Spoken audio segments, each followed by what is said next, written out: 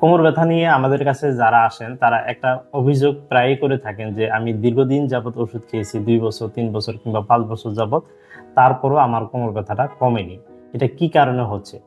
Actually যদি দেখা যায় যে আপনার কোমরে ডিস্ক বের হয়ে নার্ভে চাপ দিচ্ছে, এটা এমআরআই করলে সাধারণত একদম বোঝা যায়। এছাড়া আমরা ফিজিক্যাল কিছু টেস্টের মাধ্যমে নির্ণয় করে থাকি।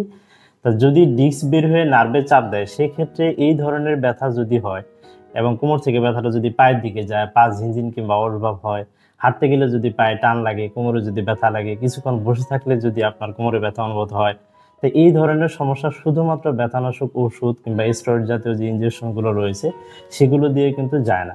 এর জন্য আপনাকে প্রপার কারণটা নির্ণয় করে আপনার চিকিৎসা গ্রহণ করতে হবে। এই ধরনের সমস্যার সমাধান করার জন্য স্থায়ীভাবে আপনাকে অবশ্যই একটা লাইফস্টাইল মেনটেন করতে হবে, বিভিন্ন নিয়ম কানুনের মধ্যে যেতে হবে। এর পাশাপাশি আপনাকে আধুনিক কিছু ফিজিওথেরাপি চিকিৎসা গ্রহণ করতে হবে, যার মাধ্যমে আপনার যে মাংসপেশিগুলো উইক হয়ে গিয়েছে সেগুলোকে স্ট্রং করতে হবে।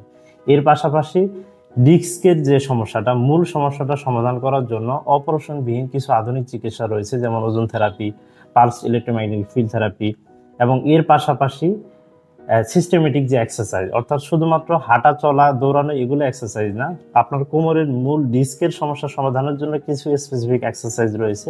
সেই এক্সারসাইজগুলো যদি আপনি রুটিনলি যদি করেন, তাহলে আপনি এর থেকে মুক্তি পাবেন।